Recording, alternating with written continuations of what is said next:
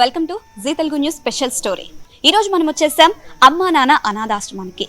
ఈ రోజుల్లో ప్రతి ఒక్కరికి తల్లిదండ్రులను చూసుకోవడం ఎంతో భారంగా మారిన పరిస్థితి.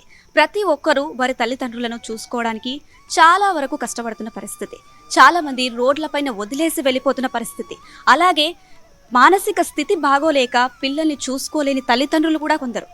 ఇలాంటి వారిని కూడా చేరదీసి వాళ్ళ ఆశ్రమంలో వారికి ట్రీట్మెంట్ ఇస్తూ వాళ్ళను వాళ్ళ కన్న బిడ్డల్లా చూసుకుంటున్నారు అమ్మా నాన్న అనాథాశ్రమం వాళ్ళు. మరి దీని వెనుక ఉన్న స్టోరీ ఏంటి? అసలు ఈ అనాథాశ్రమం ఇక్కడ స్థాపించడానికి కారణాలేంటి? అసలు ఇలా స్థాపించాలి, ఇలా చూసుకోవాలి అనే ఆలోచన వారికి ఎలా వచ్చింది? లోపలికెళ్ళి మరిన్ని వివరాలు తెలుసుకుందాం. మనం ఇప్పుడు వచ్చేసాం ఫస్ట్ ఫ్లోర్లో ఉన్న ఈ సెక్షన్కి అయితే వచ్చేసాం. ఇక్కడ చూస్తే సెక్యూరిటీ కూడా ఇక్కడ ఉన్నారు. అలాగే ఇక్కడ కూడా ఫస్ట్ ఫ్లోర్లో కూడా ఒక గేట్ అనేది అరేంజ్ చేశారు. అంటే బయటి వాళ్ళు లోపలికి వెళ్లకుండా, లోపలి వాళ్ళు కూడా బయటికి రాకుండా కూడా చాలా కట్టుదిట్టంగా సెక్యూరిటీని అయితే అరేంజ్ చేసినట్టుగా కనిపిస్తుంది. మరి లోపలికి వెళ్దాం, లోపల ఉన్న సిచ్యువేషన్ ఏంటో ఒకసారి చూద్దాం. ఎస్, మనం వచ్చేసాం ఫస్ట్ ఫ్లోర్లో ఉన్నటువంటి హాస్పిటల్ ఏరియాకి అయితే వచ్చేసాం. ఇక్కడ చూస్తే మనకు 2 సెక్షన్స్గా డివైడ్ చేశారు. ఇక్కడ ఉన్న పేషెంట్స్ని కూడా ఎంత కేర్ఫుల్గా ట్రీట్ చేస్తున్న పరిస్థితి. ఎక్కడ చూసినా కూడా నీట్గా క్లీన్ అట్మాస్ఫియర్ అయితే ఇక్కడ కనిపిస్తుంది. మరి ఇక్కడ ఎలాంటి మెయింటెనెన్స్ ఉంది, ఎలా ట్రీట్ చేస్తున్నారు అనేది కూడా అడిగి తెలుసుకుందాం. నమస్తే అండి. ఇక్కడ వచ్చే పేషెంట్స్ అంటే ఇక్కడ ఉండే వాళ్ళని మీరు ట్రీట్ చేస్తూ ఉంటారు. ఎలాంటి ట్రీట్మెంట్ ఇస్తూ ఉంటారు? ఎలాంటి ట్రీట్మెంట్ జరుగుతూ ఉంటుంది ఇక్కడ? ఇక్కడ జనరల్గా ఫీవర్, కోల్డ్ అలాంటివి, ఎలర్జీస్ ఇలాంటి ట్రీట్మెంట్ ఇక్కడ చేస్తాం మేడం.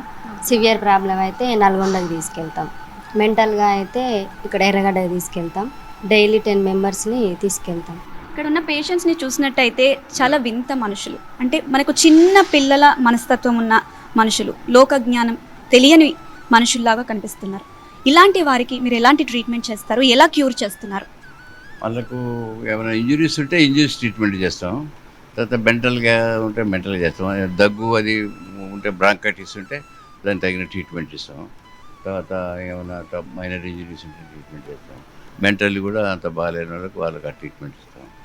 తర్వాత ఇట్లా ఫిట్స్ ఉన్న వాళ్ళు కూడా వాళ్ళ ట్రీట్మెంట్ ఇస్తారు చెక్ చేసి. అయితే ఇక్కడికి వచ్చే పేషెంట్స్కి మతిస్థిమితం ఉండదు. అలాగే వారికి ఎలాంటి ట్రీట్మెంట్ ఇస్తున్నారు, ఏ విధంగా ట్రీట్ చేస్తున్నారో కూడా మనం ఇక్కడ చూడొచ్చు. వారి పరిస్థితి అత్యంత దారుణంగా ఉండే సిచ్యువేషన్లో ఇక్కడికి వస్తూ ఉంటారు. వారిని కూడా ఎంతో ప్రేమతో ట్రీట్మెంట్ ఇస్తున్న పరిస్థితి మనం చూస్తున్నాం. ఇక్కడ ఏంటమ్మా మీ పని? ఇలా చూడసుకోవడం, క్లీన్ చేయడం, వాష్రూమ్ పోయినా, బాత్రూమ్ పోయినా, డైపర్లు మార్చడం, వాళ్ళకి తినబెట్టడం, పాలు దాపియడం, ఇవన్నీ చేస్తాం. అంత బెడ్షీట్ నీట్గా వాళ్ళని నీట్గా ఉంచుకోవడం, స్నానం చేపియడం. ఇక్కడ మనం చూస్తే రోజుకి బెడ్షీట్స్ చేంజ్ చేస్తూ ఉంటారా? చేస్తాం. ఓకే అండి, థ్యాంక్ యూ అమ్మా, థ్యాంక్ యూ. ఇంతసేపు మనం చూసింది జనరల్ వార్డ్ అండి అక్కడ. అండ్ దాని ఆపోజిట్లో ఇంకో సెక్షన్ కూడా ఉంది. అండ్ ఇది వచ్చేసి కొంచెం సివియర్ ప్రాబ్లమ్స్ ఉన్న వాళ్ళు ఇక్కడ ట్రీట్మెంట్ ఇస్తూ ఉంటారు, సివియర్ ప్రాబ్లమ్స్ ఉన్న వాళ్ళకి. అండ్ ఇక్కడ మనం చూసుకోవచ్చు అక్కడ జనరల్ వార్డ్స్లో ఎంతమంది పేషెంట్స్ అయితే ఉన్నారో ఇక్కడ సివియర్గా చూసే వాళ్ళకు కూడా అంతే మంది పేషెంట్స్ ఉన్నారు. అండ్ వీళ్ళ ప్రాబ్లమ్స్ ఏంటి, అసలు ఇక్కడ ఎందుకు రావాల్సి వచ్చింది, వీళ్ళ ప్రాబ్లమ్స్ ఏంటో అడిగి తెలుసుకుందాం. నమస్తే అండి. నమస్తే. మీ పేరేంటి? రమేష్. రమేష్, మీరు ఎప్పటి నుంచి ఇక్కడ ఉంటున్నారు? తెలియదు, అంత ఐడియా లేదు, డేట్ తెలియదు. మీ ఇంటికి వెళ్ళాలనుకుంటున్నారా మరి మీరు? అడ్రస్ అంత తెలియదు. వెళ్ళొచ్చాను ఒకసారి, అక్కడ వెళ్ళొచ్చాను. నేను వెళ్తే లేరు, ఒకళ్ళు కాల్ చేసి. ఎవరు లేరు. ఎక్కడ ఉంటారు మీరు? కొత్తపేట. కొత్తపేట. ఓకే, మీ ఫ్యామిలీ అంటే మీ వైఫ్, పిల్లలు ఎవరైనా ఉన్నారా? తల్లిదండ్రులు ఉన్నారు. ఎక్కడ ఉండేవాళ్ళు ఇంతకు ముందు మీరు? అక్కడనే ఉండదు. మీ పేరేంటి? రాఘవన్. రాఘవన్. రాఘవన్. తమిళేనా? తెలుగుయేనా? ఎక్కడ మీది? భాగ్యనగర్. భాగ్యనగర్. ఓకే, ఎక్కడ ఉండేవాళ్ళు భాగ్యనగరంలో? హైదరాబాద్లో ఉండేవాళ్ళు. భువనగిరి జిల్లా. ఇక్కడ మీకు ట్రీట్మెంట్ ఇచ్చారా? ఇచ్చినాము. టాబ్లెట్, ఇంజెక్షన్, చిప్స్ అన్నీ ఇచ్చినాము. ఎలా చూసుకుంటున్నారు మిమ్మల్ని ఇక్కడ? మళ్ళీ బాగా చూసుకుంటున్నారు. మరి మీరు ఎందుకు ఇంకా ఇంటికి వెళ్ళిపోలేదు? మీకు క్యూర్ అయిపోయింది కదా. అడ్రస్ ఇచ్చాను, పిలిచిన పోతాయని చెప్పినాము. మీకు ఇక్కడ ఉండడం ఎలా అనిపిస్తుంది? బాగున్నది. మంచిగా చూసుకుంటున్నారా? మంచిగా చూస్తారు. ఫుడ్ అనేది జగ అన్ని. సో అతనికి క్యూర్ అయిపోయింది. ప్రస్తుతం తన అడ్రస్ ఏంటి అనేది తనకి ఇంకా తెలియట్లేదు. సో వాళ్ళు ఇంకా పంపించలేదు. ఇక్కడే ఆ పని ఈ పని చేస్తూ ఇక్కడే ఉంటున్నాడు. ఇక్కడ ఉండడం కూడా తనకి సంతోషం అనే చెప్తున్న పరిస్థితి అయితే మనం చూస్తున్నాం.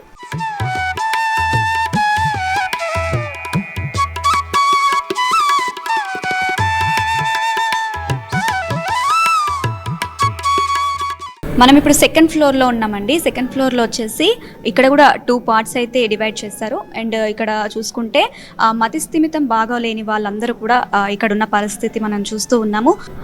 వాళ్ళతో ఒకసారి మాట్లాడే ప్రయత్నం అయితే చేద్దాము.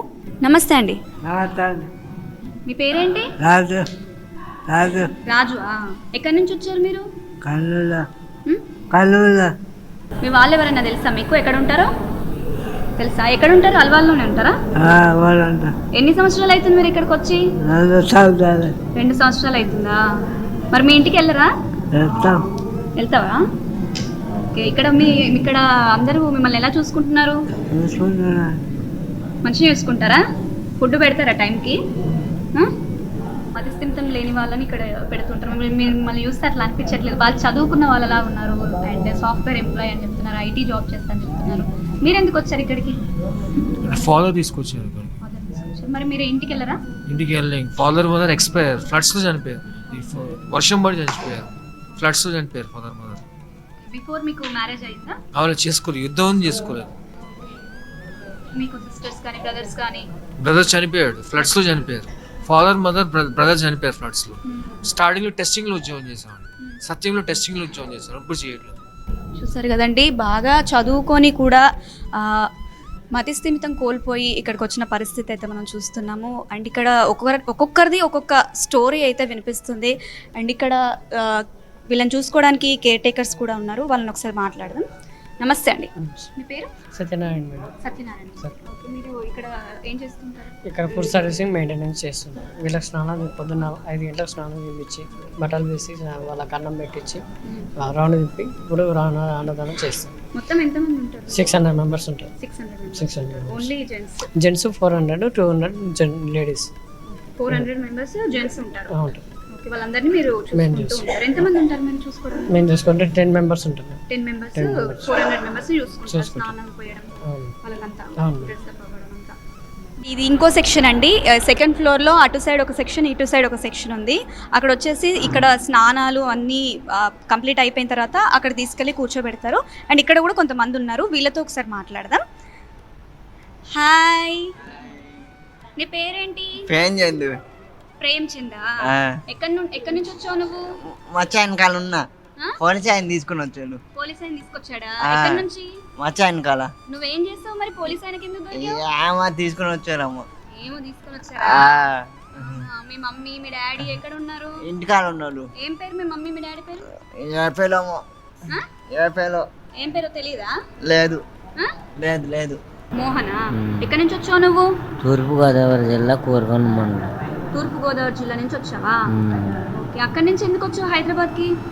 అక్కడి నుంచి మా ఆడ వస్తా ఉంటే మా చెప్పింది తీసుకెళ్తానని ఆమె ద్వారా ఒక ఆడ మనిషి అక్కడి నుంచి ఇక్కడికి అలవాటు అయింది. నమస్తే అండి, వినిపిస్తుందా? వినిపిస్తుందా? లేదు, వినిపించట్లేదా? మీ పేరేంటి? రాజేందర్. రాజేందరా. మీరు ఎన్ని ఇయర్స్ అవుతుంది ఇక్కడికి వచ్చి? 7 సంవత్సరం అయింది. 7 సంవత్సరాలు అవుతుందా? ఎందుకు వచ్చారు ఇక్కడికి? సార్ అప్పుడు శంకర్ సార్ తీసుకొచ్చింది నాకు. శంకర్ సార్ తీసుకొచ్చారా? ఎందుకు? అప్పుడు పని చేసినా అప్పుడు గేట్ కాడ వాళ్ళకి మంచిగా చేస్తున్నాం. తీస్తారా? మంచిగా వాళ్ళు వింటారా మీ మాట? మాట ఇంత లేదు. మరి ఎలా అట్లానే తీసేస్తారా? అంటే అట్లా గీసుకోవడం లాంటివి అట్లాంటివి ఏమన్నా అవుతూ ఉంటాయి? మాట్లాడదు అట్లా చేస్తా, అట్లే తీసేస్తూ ఉంటారు. ఇక్కడికి వచ్చిన వాళ్ళందరికీ కూడా గుండు చేసి నెయిల్స్కి కానీ అన్నీ తీసి వాళ్ళకు స్నానాలు పోసి ఇలా వీళ్ళలో కలిపేసి ట్రీట్మెంట్ ఇస్తూ ఉంటారు. అండ్ ఇక్కడ ఉన్న వాళ్ళందరూ కూడా అలా వచ్చిన వాళ్ళే. ఇక్కడ ఒకసారి మనం చూసుకోవచ్చు ఇక్కడ ఎంతమంది ఉన్నారు. అండ్ అక్కడ కూడా ఇప్పుడు తీస్తూ ఉన్నారు హెయిర్.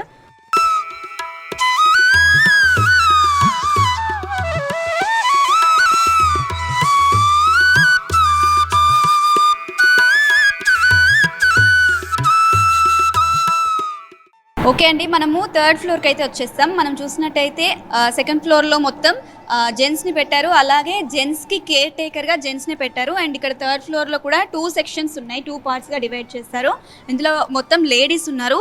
ఇక్కడ ఉన్న వాళ్ళని ఎలా ట్రీట్ చేస్తారు, ఎలా చూసుకుంటారు, వారి పరిస్థితిని ఎలా అర్థం చేసుకొని వాళ్ళకు తగిన విధంగా ఉంటారో ఇక్కడ ఉన్న కేర్ టేకర్స్ని అడిగి తెలుసుకుందాం. నమస్తే అమ్మా, ఏం పేరు? మమ్మీ పేరు? నా పేరు నాగమణి. నాగమణి. ఓకే, ఎన్ని సంవత్సరాల నుంచి చేస్తున్నారమ్మా?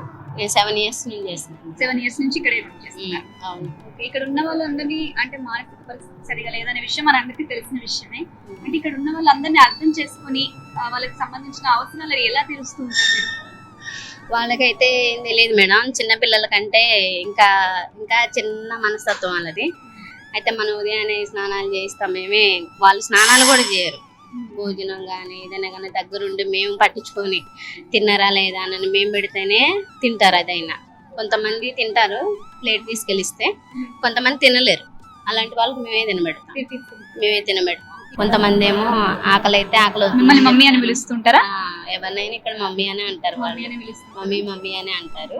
ఈ షిఫ్ట్లు వారీగా ఉంటది కదా, ఈ షిఫ్ట్ కి అయితే మేము ఇద్దరం ఉన్నాం. మొత్తం ఎంతమంది అమ్మ కేర్ టేకర్స్ మీరు? కేర్ టేకర్స్ మొత్తం 19 మంది ఉన్నట్టున్నారు మేడం. ఓన్లీ లేడీస్ చూసుకుంటానికి, స్నానాలకి వీటికి మొత్తానికి కలుపుకొని వాళ్ళు తినబెడటానికి ప్రతి ఒక్కదానికి ఇంతమంది ఉన్నాం.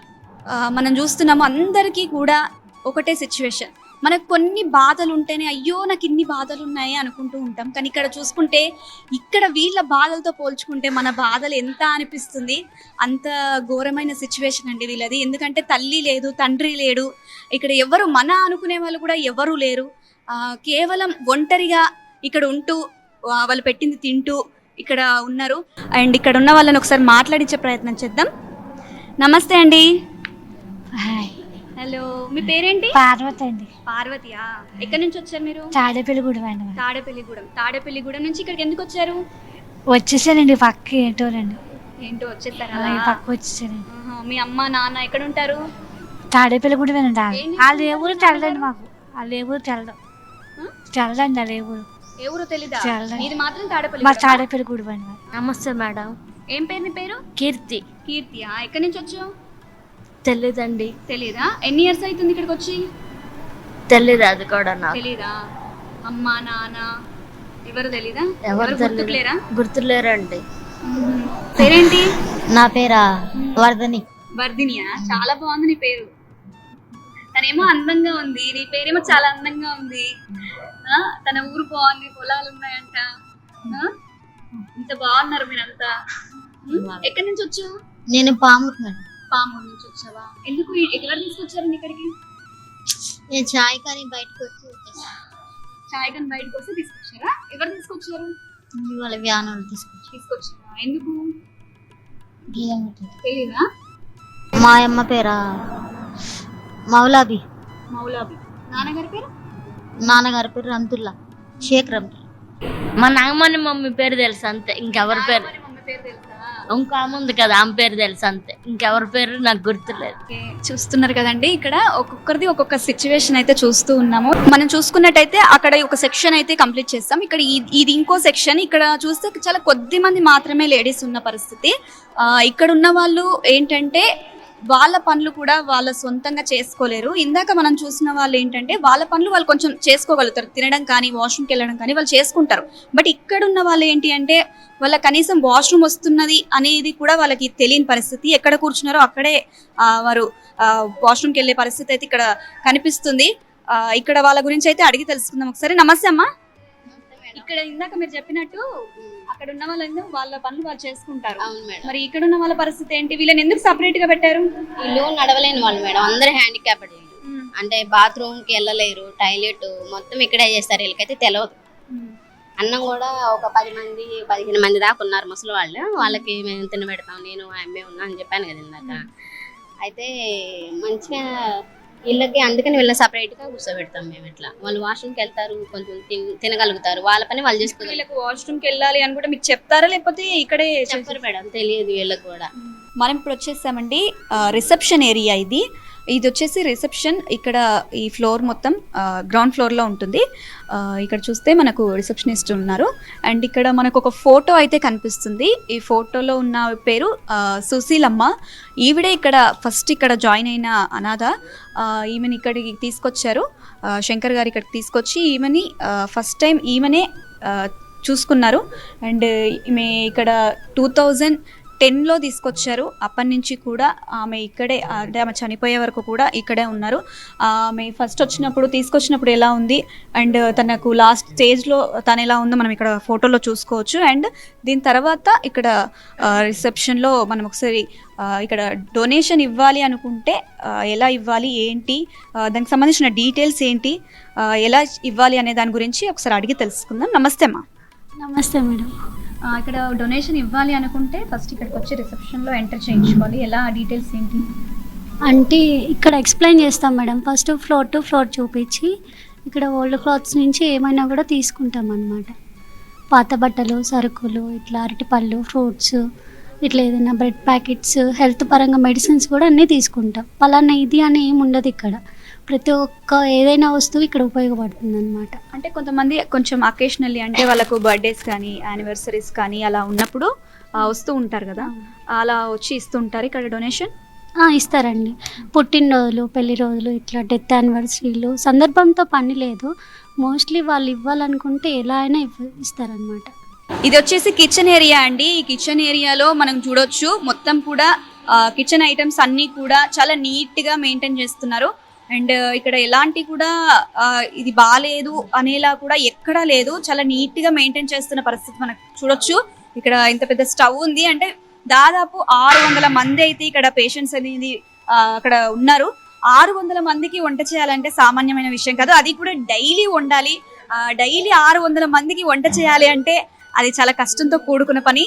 అండ్ ఇక్కడ వంట చేసే వాళ్ళు ఉన్నారు, వాళ్ళతో ఒకసారి మాట్లాడించే ప్రయత్నం చేద్దాం. ఎంత అంటే ఎన్ని కేజెస్ రైస్ కానీ వెజిటేబుల్స్ కానీ పడుతూ ఉంటాయి మీకు? ఒక పూటకు క్వింటల్ 30 కిలో మేడం. ఒక పూటకు క్వింటల్ 30 కిలో, సాయంత్రం క్వింటల్ 30 కిలో. ఎప్పటికప్పుడు వండేస్తారు? ఎప్పటికప్పుడు వండుతాం. ఇంకా ఏంటిదంటే మధ్యాహ్నం టిఫిన్ ఉంటుంది మేడం. పిల్లలకు 600 పిల్లలు ఉన్నారు కదా, వాళ్ళకి టిఫిన్ ఉంటుంది. అంటే ఉప్మానో ఏదో ఇడ్లీ ఇట్లా టిఫిన్ ఉంటుంది. మార్నింగ్ బ్రేక్ఫాస్ట్ కూడా వండుతారు. ఎక్కువ బ్రేక్ఫాస్ట్ లో ఏం వండుతారు? బ్రేక్ఫాస్ట్ అంటే అదే ఇడ్లీ, ఉప్మా, ఇంకా ఎందుకంటే రైస్, బగారా రైస్ ఇట్లా చేసి ఇస్తాం. మేము ఇందాక పైన చూసాము జావా కూడా పోస్తున్నారు కదా. జావా ఇప్పుడు ఇది ఎండాకాలం కదా మేడం, ఎండాకాలం అని జావా రోజు మధ్యాహ్నం చేసి ఇస్తాం జావా. చూసుకోవచ్చు పెద్ద పెద్దగా అంటే కుక్కర్స్ టైప్లో ఉన్నాయి. ఇందులోనే రైస్ కానీ పప్పు కానీ ఉడకబెట్టుకోవడానికి ఇవి యూజ్ చేస్తారంట. మొత్తం హై రేంజ్లో అయితే మెయింటైన్ చేస్తున్నారు. చాలా నీట్గా కూడా ఉంది కిచెన్ చూసుకోవచ్చు మనం. అండ్ ఇక్కడ స్టవ్స్ వచ్చేసి 3 ఉన్నాయి, చాలా పెద్ద పెద్దగా ఉన్నాయి ఇవి కూడా. అండ్ వీటి మెయింటెనెన్స్ అంటే ఇప్పుడు మనకు గ్యాస్ అవి దొరకట్లేవు కదా, మరి వీటికి అవసరం లేదా? డైలీ ఇక్కడ ఏమేమి ప్రిపేర్ చేస్తుంటారు, డైలీ ఏం స్పెషల్స్ వండుతుంటారు అనేది కూడా ఇక్కడ మెనూ అనేది పెట్టారు. అండ్ బ్రేక్ఫాస్ట్కి వచ్చేసి ఇక్కడ కిచిడి, దోసకాయ చట్నీ, ఇట్లా అన్నీ ఏమేమి వండుతారు, పాలు, టీ, రస్క్, ఇడ్లీ, పల్లీ చట్నీ, ఇలా మొత్తం కూడా లిస్ట్ అనేది పెడుతూ ఉంటారు. డైలీ చేంజ్ చేస్తూ ఉంటారు. ఏవైతే వండుతారో వాటిని మాత్రం ఈ బోర్డుల పైన రాస్తూ ఉంటారు. అండ్ ఇది లంచ్ మెనూ అండ్ ఇది డిన్నర్ మెనూ. ఇది లంచ్ మెనూ వచ్చేసి వైట్ రైస్, టమాటో పప్పు, పచ్చి పులుసు, పులిహోర, రవ్వ కేసరి, మజ్జిగ, రాగి జావా, పుచ్చపండ్లు, ఇలా ఇది లంచ్ మెనూ. అండ్ ఇది డిన్నర్ మెనూ. ఇలా మొత్తం కూడా వాళ్ళు ప్రిపేర్ చేసి పెడుతూ ఉంటారు. అండ్ ఇది వచ్చేసి డిన్నర్ అండి. డిన్నర్కి వైట్ రైస్, పప్పుచారు, టీ, రస్క్, పాలు, బ్రెడ్, బిస్కెట్స్, ఇడ్లీ, సాంబార్, ఇది డిన్నర్ ఐటమ్స్ అండి. ఇలా మొత్తం మెనూ కూడా ఇలా నీట్గా పెట్టారు. చూసుకోవచ్చు మనం ఇక్కడ. అంటే ఎంతో చాలా నీట్గా కనిపిస్తుంది ఏరియా కూడా. ఇక్కడ మనం చూసుకోవచ్చు అండి, ఒక పెద్ద ఫోటో ఫ్రేమ్ అయితే మనకు కనిపిస్తుంది. ఇవి వచ్చేసి గిరిజ గారండి. తన పేరు పైన వాళ్ళ హస్బెండ్ జయప్రకాష్ రెడ్డి గారు 24 lakhs డొనేట్ చేశారండి. కేవలం కిచెన్ ఐటమ్స్కి, రైస్కి కానీ ఇలాంటి వాటికి 24 lakhs అనేది జయప్రకాష్ రెడ్డి గారు డొనేట్ చేశారు వాళ్ళ వైఫ్ గిరిజ రెడ్డి గారి పేరు పైన. ఇక్కడ మనం ఆమె ఇమేజ్ అయితే చూసుకోవచ్చు. తన ఫోటో ఫ్రేమ్ అయితే చాలా పెద్దది ఇక్కడ పెట్టి ఉంచారు.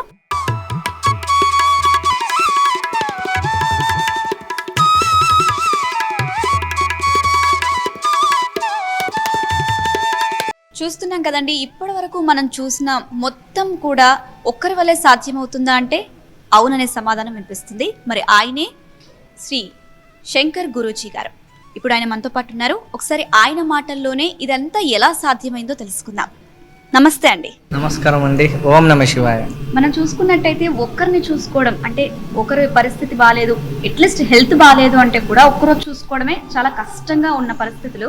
అలాంటిది మీరు ఇంతమందిని చేరదీసి ఇంతమందికి షెల్టర్ ఇచ్చి ఫుడ్ పెట్టి అన్ని రకాలుగా, అంటే మేము హాస్పిటల్ కూడా చూసాం, కింద అంత కార్పొరేట్ స్టైల్లో హాస్పిటల్ కూడా పెట్టారు. అండ్ కిచెన్ కూడా చూసాం. కిచెన్ కూడా చాలా నీట్గా, చాలా హైలీ మెయింటెనెన్స్ అయితే మాకు కనిపించింది. మేము మొత్తం అంతా కూడా తిరిగి చూసాం. అంతా కూడా చాలా బాగా మెయింటైన్ చేస్తున్నారు. అంటే ఇది ఎలా సాధ్యమైంది మీ ఒక్కరితో? ఓం నమ శివాయ అండి. ముందుగా మీ జీటీవీ తెలుగు వారికి నమస్కారాలు. ఈరోజు అమ్మ నాన్న అనాథ ఆశ్రమం స్థాపించి 16 సంవత్సరాలు అవుతుంది. ఈ 16 సంవత్సరాల ప్రయాణంలో నా చిన్నతనంలో వచ్చినటువంటి ఆలోచన అండి ఇది. దిక్కులేని వారికి దేవుడే దిక్కు అని చెప్పి మనం వింటూ ఉంటాము. మానవ సేవ మాధవ సేవ అని అంటూ ఉంటాము.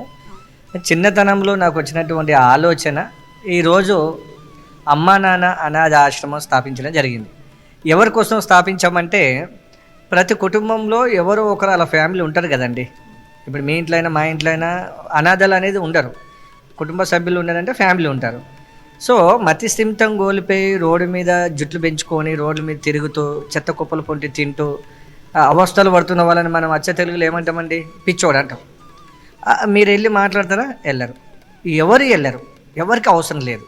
ఎందుకంటే వాళ్ళని చూస్తే భయపడడము, లేదంటే వాళ్ళు కొడతారని ఒక భయము, ఏదో ఒక సాహసం చేయరండి. మళ్ళీ తీసుకొచ్చామనుకోండి, ఆయన సాధాలంటే కష్టం, పోషించాలంటే కష్టం. సో ఆ వ్యక్తిని వదిలిపెట్టేస్తాము. అప్పుడు వదిలిపెట్టినప్పుడు ఏమవుతుంది? ఆ వ్యక్తి జుట్లు పెంచి పెంచి పెంచి పెంచి ఆ ఊరు తెలియదు, పేరు తెలియదు, కులము, మతము, ఏ రాష్ట్రము, అసలు వాళ్ళ తల్లిదండ్రులు ఎవరో కూడా మనకు అవసరం లేకుండా మనం జీవిస్తున్నాం, మనం కూడా అందరం.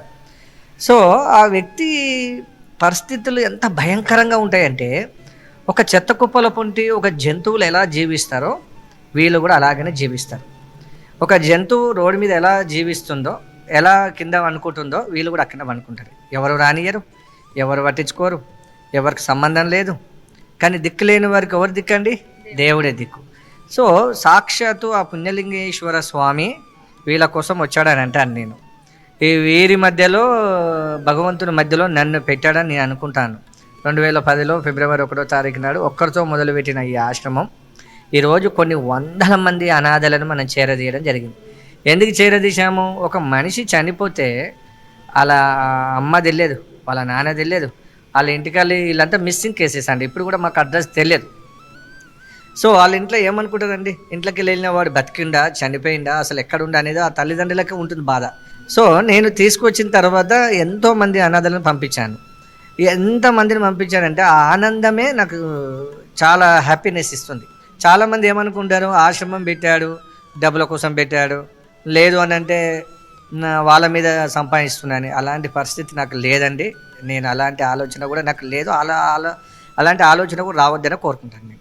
గురూజీ గారు, మీరు చెప్పినట్టే ఇప్పుడు ఎన్ని డబ్బులున్నా కూడా సరే, ఎంతమంది డొనేషన్ ఇచ్చినా కూడా ఇంతమందిని డైలీ చూసుకోవడం అంటే అది సాధ్యమైన పని అయితే కాదండి. అంటే మీకు మీ ఒక్కరితో ఇది సాధ్యమైంది అనుకోవచ్చా? మీ ప్రస్థానం మొదలైనప్పటి నుంచి మీకు ఎవరెవరు సపోర్ట్ చేస్తారు? మతిస్థిమితం కోల్పోయిన తిరిగి అనాథల కోసం. ఎందుకంటే పాపం ఎవరు పట్టించుకోరు, ఎవరికి అవసరం లేదు. నేను తీసుకొచ్చి గుండె గీయించి స్నానాలు చేయించి అన్నం పెట్టి అలా ఎర్రగడ్డ హాస్పిటల్ తీసుకెళ్ళి మెడిసిన్స్ ఇప్పించి వాళ్ళ అడ్రస్ తెలుసుకున్నంత వరకు నేను నా బిడ్డలాగా కాపాడుకుంటూ వాళ్ళ ఇంటికి పంపిస్తాను.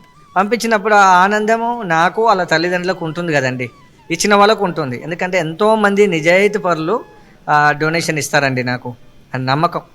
అదే నమ్మకమే ఈరోజు మేము నిలబెట్టుకున్నాము. ప్రభుత్వం కానివ్వండి, ఈ ల్యాండ్ కూడా గవర్నమెంట్ ఇచ్చిన ల్యాండ్ అండి. భగవంతుని దయ వల్ల రేపు రాబోయే రోజులలో దేశవ్యాప్తంగా నేను తిరగబోతున్నాను. దేశంలో అనాథలు ఉండొద్దన్న కోరికతోటి ఈ ఆశ్రమం పెట్టాను. ఈ టెంపుల్ కూడా కట్టానండి. ఈ టెంపుల్ కూడా త్వరలో ఉండిలో వచ్చిన ప్రతి రూపాయి కూడా వీళ్ళకే దక్కాలనే ఒక కోరికతోటి నేను ఇది మొదలుపెట్టాను. ఇదంతా మీ సెల్ఫ్ సాటిస్ఫాక్షన్ కోసమే చేస్తున్నారు అనుకోవచ్చా? మీ బాధ్యతగా భావించి చేస్తున్నారు అనుకోవచ్చా? రెస్పాన్సిబిలిటీ. నేను బతుకుతూ నా కుటుంబాన్ని బతికిస్తూ నేను కూడా సొసైటీలో ఈ దేశంలో ఉన్నాను. ఈ దేశానికి నెలలో ఒక్కరోజన్నా సేవ చేయాలని నా చిన్నప్పటి నుంచి సంకల్పం. ఊర్లలో ఎన్నో సమస్యలు, స్లమ్ ఏరియాలలో పిల్లలు చాలామంది ఉన్నారు. సో నేను ఏమంటానంటే, మీరైనా నేనైనా ఇప్పుడు నన్ను మీరు తీసుకెళ్ళి నాకు ఇంటికి పిలిచి మీరు నాకు మర్యాదపూర్వకంగా భోజనం పెట్టారనుకోండి, నా దృష్టిలో మీకు పాపమే. ఎందుకంటే నేను బాగున్నాను, నేను పడుతున్నాను, నా భార్య పిల్లల్ని పోషించుకోగలుగుతున్నాను. ఇది కరెక్ట్. ఎవరి డబ్బు వాళ్ళే అనుభవించాలి. మీరు నన్ను తీసుకెళ్ళి మర్యాదలు చేస్తూ చేస్తూ చేస్తూ మీరు అలా అలవాటు అయిపోయారు. కానీ నేను చిన్నప్పటి నుంచి అలా కాలేదు.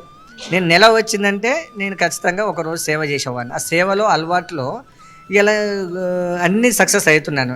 సపోజ్ నేను నెలకు 20 నుంచి 30 వేలు తీసుకున్నాను అనుకోండి, నాకు సంవత్సరానికి 2-3 కోట్ల రూపాయలు వస్తాయి. వీళ్ళకి ఎందుకు చేయాలండి? నాకు డబ్బు మీద ఆశ ఉంది అనుకోండి. పెయిడ్ ఆశ్రమం హైదరాబాద్లో బోలెడన్ని ఉన్నాయి. ఆంధ్రప్రదేశ్ తెలంగాణలో డబ్బు తీసుకున్న ఆశ్రమాలు ఎన్ని ఉన్నాయి చెప్పండి. సో అలా పెట్టుకోవచ్చు కదా. నేను 500 మంది అంటే దగ్గర నెలకు 20 లక్షలు వస్తాయి, సంవత్సరానికి 2-3 కోట్ల రూపాయలు వస్తాయి పెయిడ్ ఆశ్రమం పెడితే. ఇది పెయిడ్ ఆశ్రమం కాదు కదండి. అదన్నీ అర్థం చేసుకోవచ్చు కదా. ఇలా కోట్ల రూపాయలు ఎవరిస్తారండి? ఇలా 100 కోట్లు సంపాదించారంటే నేనైతే చూడలేదండి, నాకైతే తెలియదు. నేనేం చెప్పాను మీకు, ఇంట్లో ఉన్న పాత బట్టలు, బియ్యం, ఉప్పులు, పప్పులు డోనర్స్ ఇస్తే బిల్లింగ్ కట్టాను. సో 2 కోట్ల రూపాయలు అప్పే ఉంది ఈ ఆశ్రమం పేరు మీద. అది చూపిస్తాను, ప్రూఫ్లతో సహా చూపిస్తాను. కానీ నేను ఏం లేదండి, వాళ్ళు కూడా ఏదో ఒక రోజు ఇక్కడికి రావాలని కోరుకుంటాను, వాళ్ళని ఇక్కడ చూడాలని కోరుకుంటాను. వీళ్ళ కోసం డొనేషన్ కూడా కలెక్ట్ చేయమని కోరుకుంటానండి. కలెక్ట్ చేసి ఇస్తే వాళ్ళకి పుణ్యం వస్తుంది కదండి. నేను అన్నీ ఏం పట్టించుకోనండి. మీ ఫర్దర్ స్టెప్ ఏంటండి? భారతదేశంలో ఉన్న అనాథలు ఎవరైతే ఉన్నారో వాళ్ళకి సేవ చేయడం, పురాతన దేవాలయాలు ఏవైతే ఉన్నాయో దీపానికి నైవేద్యానికి నోచుకొని టెంపుల్ పునర్నిర్మాణం చేయడము, గవర్నమెంట్ స్కూల్స్ ఖచ్చితంగా మంచిగా డెవలప్ చేసే విధంగా దాతల్ని ప్రతి ఒక్కరిని గవర్నమెంట్ స్కూల్కి పంపించడము, పురాతన దేవాలయాలు డెవలప్ చేయడం, గవర్నమెంట్ హాస్పిటల్స్ కూడా డెవలప్ చేసే విధంగా ఏర్పాటు చేయడము, స్లమ్ ఏరియాలలో ఉంటున్నటువంటి బెగ్గింగ్ చేస్తూ ఉంటారు పిల్లలు చాలా వరకు, బస్ స్టాండ్ల పొంటి, సిగ్నల్ పొంటి, వాళ్ళని కూడా కట్టడి చేయడము నేను చేస్తూ ఇన్ని రోజులు నేను ఒక్కనే చేశాను. 16 సంవత్సరాలు అయిపోయింది. ఇప్పుడు నాతో పాటు అందరితోటి చేయించాలనే కోరిక భగవంతుడు ఇచ్చారు. త్వరలో మీరు కూడా పాల్గొనాలని కోరుకుంటాను. దేశంలో అనాథలకు న్యాయం జరిగే విధంగా నేను పోరాటం చేస్తానండి. పోరాటం అనను, నా బాధ్యత అని అనుకుంటాను. ఓకే అండి, థ్యాంక్ యూ అండి. చూసారు కదా, ఎక్కడా కూడా ఎవరూ కూడా అనాథలను పట్టించుకోరు. ఎవ్వరూ కూడా మతిస్థిమితం లేని వాళ్ళని చేరదీసి వాళ్ళకు అన్నం పెట్టి వాళ్ళ బాధ్యతగా ఎవరూ ఫీల్ అవ్వరు. కానీ ఇక్కడ చూసుకుంటే శంకర్ గురూజీ గారు ఇంతమంది అనాథలను చేరదీసి వారికి అన్నం పెట్టడమే కాకుండా ఇంత పెద్ద బిల్డింగ్ వాళ్ళ కోసం కట్టించి వాళ్ళని దగ్గరుండి చిన్న పిల్లల్లా చూసుకుంటున్న పరిస్థితి అయితే మనం ఈరోజు చూసాం.